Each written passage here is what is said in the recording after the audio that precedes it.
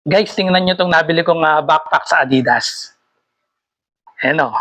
Galing sa official na Adidas store ito sa Shopee. So, ito yung price niya.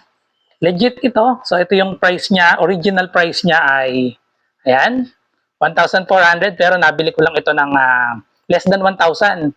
892 lang ata. Okay? So, ayan. Makikita nyo po ito sa Shopee. Ayan, ayan ang link.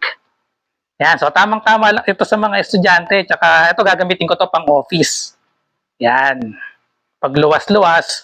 Ayan, so dito kasya dito yung tumbler.